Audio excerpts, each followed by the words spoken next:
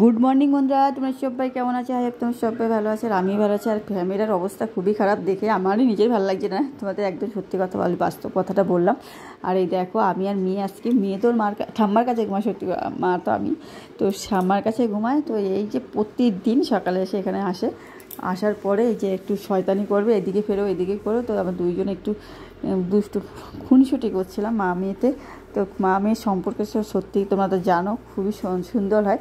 তো এই যে এখন আরও পড়তে পড়তে যাবে না বলে এখানে বসে রয়েছে। ওর বাবা পড়ানো শুরু করে দিয়েছে কিন্তু ও পড়বে না। তো এখান থেকে ওই জন্য আমি বলছি ওঠো ওঠো ওঠো ওঠো, তো ওরে জোর করে আর কি তুলতে হবে, এমন একটা ভাব, মানে না হলে উঠবেই না। আর বলছি দেখো বন্ধুরা, আমারও তো ঠান্ডা লাগছে, আজকে মনে হয় খুব ঠান্ডা পড়েছে। আর এই দেখো এবার মশারিটা এখনও দেখো আমার ঘরে পর্দা কিছু টানানো হয়নি, কারণ ওই পর্দা টানাতে সেটা না হচ্ছে না, লোক পাচ্ছে না খুঁজে, আর এই জন্য না করা হচ্ছে না। আর ওই জন্য মশারি টানানোর নেই, মানে যে হুকগুলো থাকে সেই হুক টানানো হয়নি। তারপরে যে দরজার নখে যে থাকে ওর উপরে এই জানলা এখানে ওখানে টেনে টেনে তাই মশারি টানাতে হচ্ছে। এই জন্য এই পাশে এখন আর ওই ঘরটায় ঘুমাচ্ছি না, এই পাশের ঘরেই ঘুমাচ্ছি। আর না হলেও হচ্ছে না, কতদিন ওই ঘরে ঘুমাবো, তাই জন্য এখন একটু না ঘুমালেও হয় না, মানে খালি ঘর নিকে রাখতেও নেই। তো ওই ঘর আমাদের সব ঘরই খালি থাকে, মানে আমি নিচে থাকি আর মা থাকে উপরে, মানে কুড়ে ঘরটায় থাকে মা মেয়েতে, আর এই নিচে থাকি, আর সমস্ত বাকি দুটো রুম পড়েই থাকে। আর ওই যে বলে ফাঁকা করা, এখন লোক না থাকলে ফাঁকা করতেই হবে। আর বন্ধুরা একটু বলে রাখি যে মানে এতটা আমাদের কারখানায় বলো না, কারখানা শীতকালে এত বেশি আওয়াজ হয়, আওয়াজের জন্য আর কি বলবো, পরিবেশ দূষণ হচ্ছে, শব্দ দূষণ যাকে বলে। মানে আমি ভয়েস দিচ্ছি বুঝতেই পারছি, আওয়াজ হয়তো পেতে, আমি একদম শেষের ঘরে রয়েছি, সেই আওয়াজটা এইরকম আসছে, তাহলে বুঝতে পারছি থাকি কী করে। বিশাল আওয়াজ, শীতের দিকে বেশি আওয়াজ হয়, আর কেন জানি না শীতে আওয়াজ হয়, তার একটা বৈজ্ঞানিক কারণ আছে, আমার ঠিক এই মুহূর্তে মনে নেই, যদিও অনেকদিন আগে পড়েছিলাম তো তার জন্য মনে নেই।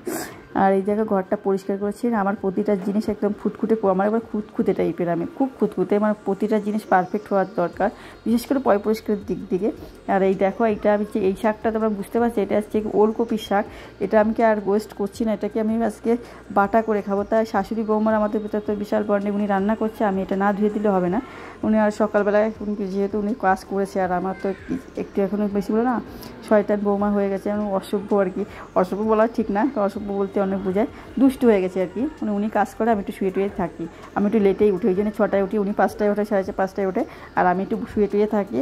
আর তাও একটু আমাদের দুজনের ভিতরে তো ভালো, মানে কাউকে বলি না আমার যে এই কাজটা করতে হবে, উনিও কখনো আমাকে বলেন এই কাজটা করতে হবে, আমিও কখনো বলি না, কিন্তু তার মধ্যেই আমরা দুজনে আর কি মানে মিলতাল করেই বুঝতে পারি, মানে কার প্রয়োজন মুখে বলা লাগে না, আমাদের মানে অন্তরের মিল শাশুড়ি বৌমার, এটা হচ্ছে সবথেকে বড় কথা। আমরা বুঝতে পারি যে উনি কী বলতে যাচ্ছে, আমি কী বলতে যাচ্ছি, উনি বুঝতে পারে।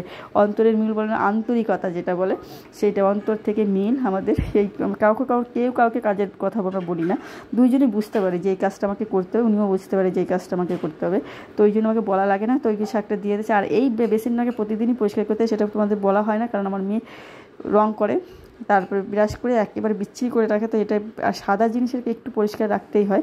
সেই এত নোংরা করে কি বলবো, বিশাল নোংরা করে।